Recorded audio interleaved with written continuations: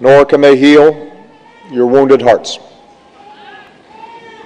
I can only hope it helps for you to know that you're not alone in your grief. That our world too has been torn apart. That all across this land of ours, we have wept with you. We've pulled our children tight. And you must know that whatever measure of comfort we can provide, we will provide.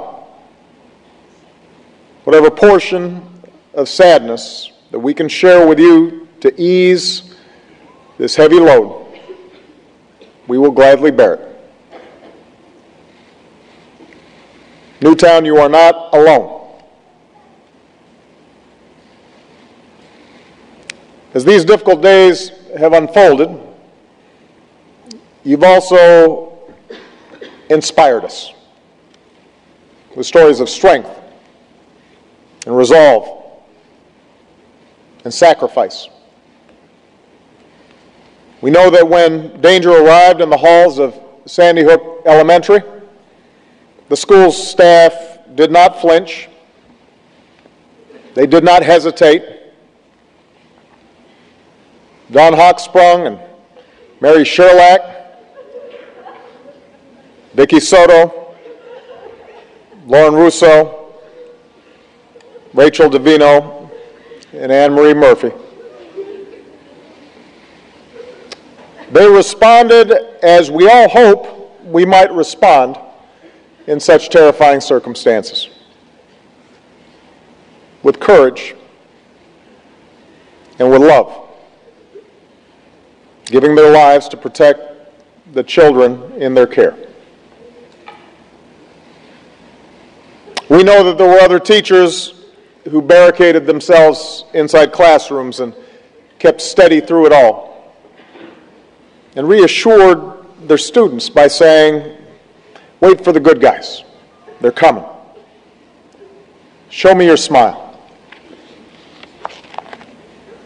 And we know that good guys came. The first responders who raced to the scene, helping to guide those in harm's way to safety and comfort those in need, holding at bay their own shock and their own trauma because they had a job to do and others needed them more.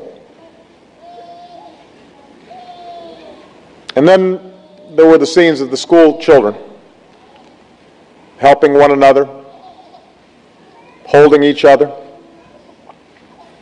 dutifully following instructions in the way that young children sometimes do.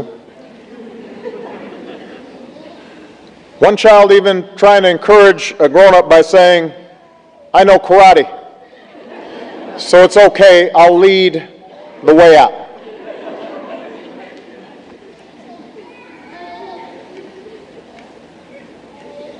As a community, you've inspired us, Newtown. In the face of indescribable violence, in the face of unconscionable evil, you've looked out for each other, and you've cared for one another, and you've loved one another. This is how Newtown will be remembered. And with time and God's grace, that love will see you through. But we as a nation, we are left with some hard questions. You know, someone once described the joy and anxiety of parenthood as the equivalent of having your heart outside of your body all the time, walking around. With their very first cry, this most precious, vital part of ourselves, our child, is suddenly exposed to the world, to possible mishap or malice. And every parent knows there's nothing we will not do to shield our children from harm. And yet we also know that with that child's very first step, and each step after that, they're separating from us. That we can't always be there for them. They'll suffer sickness and setbacks and broken hearts and disappointments. And we learn that our most important job is to give them what they need to become self-reliant and capable and resilient, ready to face the world without fear. And we know we can't do this by ourselves. It comes as a shock at a certain point where you realize no matter how much you love these kids, you can't do it by yourself. That this job of keeping our children safe and teaching them well is something we can only do together with the help of friends and neighbors, the help of a community, and the help of a nation. And in that way we come to realize that we bear responsibility for every child because we're counting on everybody else to help look after ours. That we're all parents. That they're all our children. This is our first task, caring for our children. It's our first job. If we don't get that right, we don't get anything right. That's how, as a society, we will be judged. And by that measure, can we truly say, as a nation, that we're meeting our obligations? Can we honestly say that we're doing enough to keep our children, all of them, safe from harm? Can we claim as a nation that we're all together there, letting them know that they're loved and teaching them to love in return? Can we say that we're truly doing enough to give all the children of this country the chance they deserve to live out their lives in happiness and with purpose? I've been reflecting on this the last few days, and if we're honest with ourselves, the answer is no. We're not doing enough, and we will have to change. Since I've been president, this is the fourth time we have come together to comfort a grieving community torn apart by mass shooting. Fourth time we've hugged survivors. The fourth time we've consoled the families of victims. And in between, there have been an endless series of deadly shootings across the country, almost daily reports of victims, many of them children, in small towns and in big cities all across America. Victims whose, much of the time, their only fault was being in the wrong place at the wrong time. We can't tolerate this anymore. These tragedies must end. And to end them, we must change. We will be told that the causes of such violence are complex, and that is true. No single law, no set of laws can eliminate evil from the world or prevent every senseless act of violence in our society. But that can't be an excuse for inaction. Surely we can do better than this. If there's even one step we can take to save another child, or another parent, or another town from the grief that's visited Tucson and Aurora and Oak Creek and Newtown, and communities from Columbine to Blacksburg before that, then surely we have an obligation to try. In the coming weeks, I'll use whatever power this office holds to engage my fellow citizens, from law enforcement to mental health professionals to parents and educators, in an effort aimed at preventing more tragedies like this. Because what choice do we have? We can't accept events like this as routine.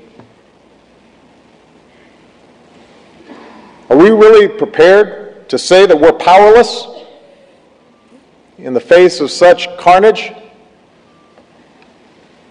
That the politics are too hard? Are we prepared to say that such violence visited on our children year after year after year is somehow the price of our freedom?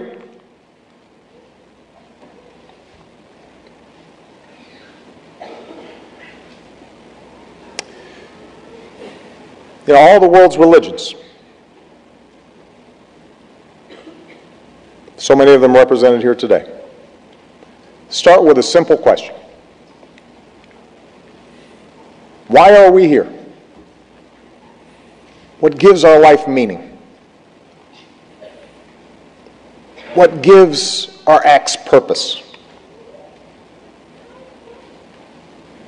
We know our time on this earth is fleeting. We know that we will each have our share of pleasure and pain, that even after we chase after some earthly goal, whether it's wealth or power or fame or just simple comfort, we will in some fashion fall short of what we had hoped. We know that no matter how good our intentions, we'll all stumble sometimes in some way. We'll make mistakes, we'll experience hardships, and even when we're trying to do the right thing, we know that much of our time will be spent groping through the darkness, so often unable to discern God's heavenly plans. There's only one thing we can be sure of, and that is the love that we have for our children, for our families, for each other. The warmth of a small child's embrace. That is true. The memories we have of them, the joy that they bring, the wonder we see through their eyes, that fierce and boundless love we feel for them, a love that takes us out of ourselves and binds us to something larger. We know that's what matters. We know we're always doing right when we're taking care of them, when we're teaching them well, when we're showing acts of kindness. We don't go wrong when we do that. That's what we can be sure of. And that's what you, the people of Newtown, have reminded us. That's how you've inspired us. You remind us what matters.